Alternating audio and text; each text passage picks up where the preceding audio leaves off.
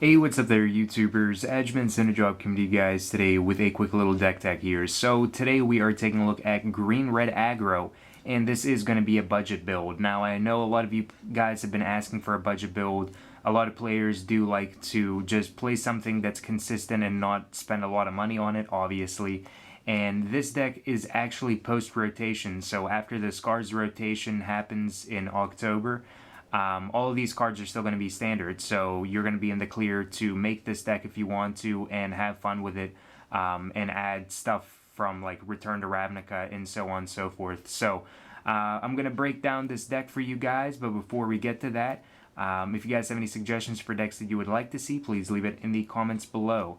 Now for this green-red aggro deck that is also a budget build, we are using some rares, but it's nothing that would be out of anybody's price range or anything that would deter them from building this deck. So definitely some rares, some cool stuff that'll make the deck better, but nothing that's way ridiculously expensive. So the first thing we're taking a look at here is the mana base. So first off, we have Kessig Wolf Run. So we're running 2 of these. It's a fairly cheap non-basic land that you can get from Innistrad. Taps for 1 generic mana, and for X amount of mana, red and green, tap target creature gets +X/+0 and trample until the end of the turn. So it's a great way to use up all of the extra mana that you have to pump up your creatures and make them a lot bigger. So 2 Kessig Wolf Run, put those down here. And we are running 22 lands for our land base. We have Rootbound Crag, so just got reprinted in M13, but we're running a playset. And then we're going to have our basics, so no Scars lands because they're going to be rotating in October. So 11 forests, so I'll try to break that down into 5 and 6, I guess. 5 and then 3 and 3, so 11 forests. And then 5 mountains, so 22 lands. And we don't need a whole lot of lands for this deck just because we have a little bit of an acceleration in what we're trying to do. So it's fairly simple to do what we need to do with this deck. So that's the land base. Now we're going to take a look at everything else, starting with the creatures in mana ascending order. So we have Young Wolf. So 1/1 for 1 green, has Undying, so whenever he dies, if he didn't have a +1/+1 counter on him before he died, he gets one and comes back onto the battlefield. So he's going to be a 2/2 when he comes back, but then if he dies, then he's dead for good.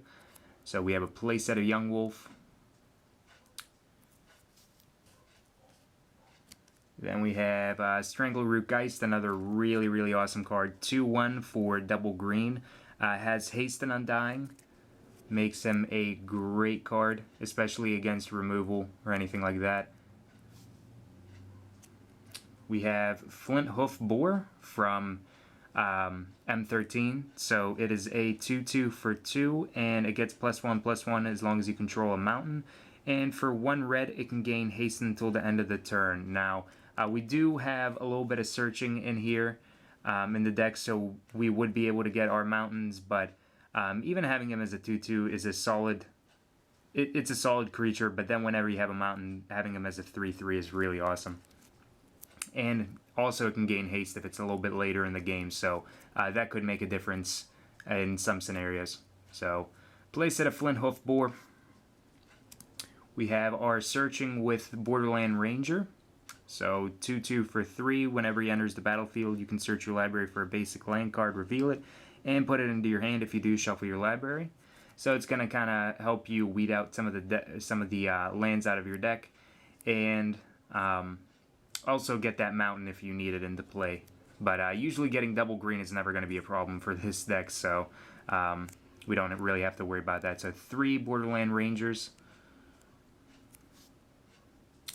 Next we have Wolfir Avenger, so 3/3 for 3 mana, 1 generic double green, flash, so you can cast him anytime you could cast a instant.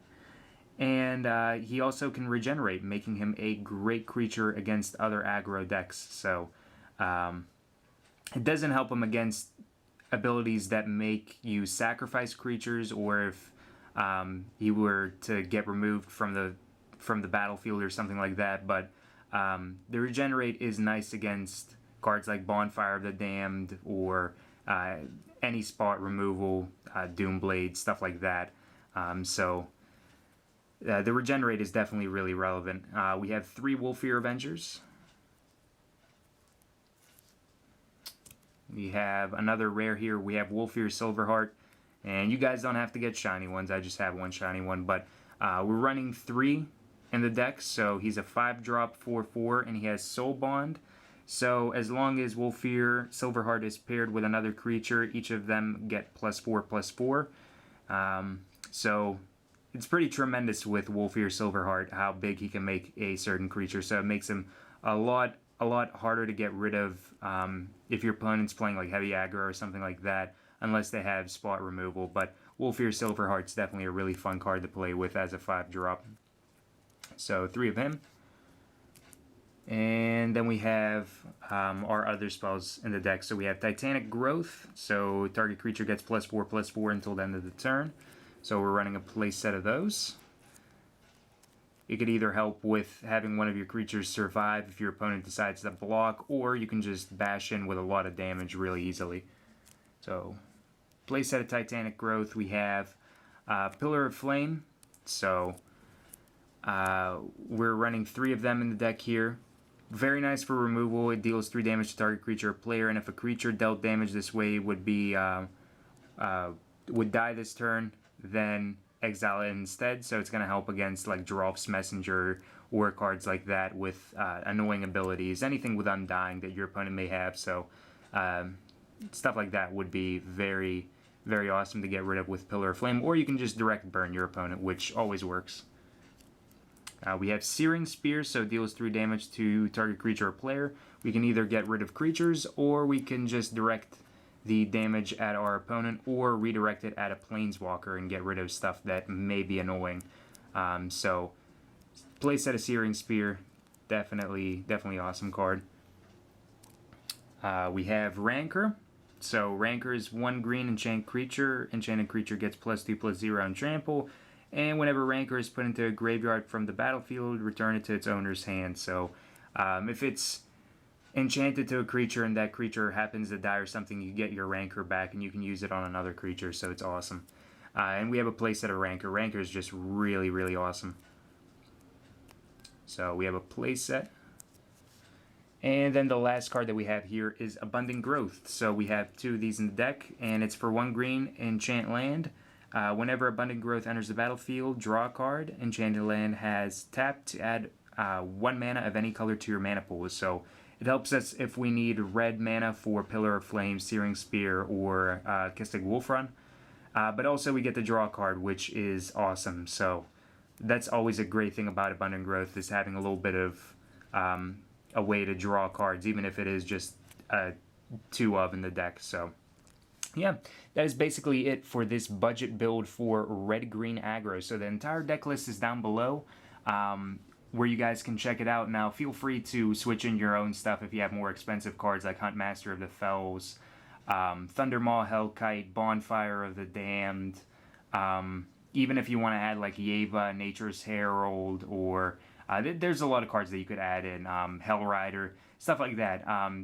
Just make it your own, have fun with the deck, but this is definitely a shell for a budget build where if you don't want to spend unnecessary money, you can just build this and have some fun with it for a long while, because it's not going to be rotating anytime soon. So please be sure to like, favorite, and subscribe if you guys enjoyed this video. A thumbs up would be really appreciated.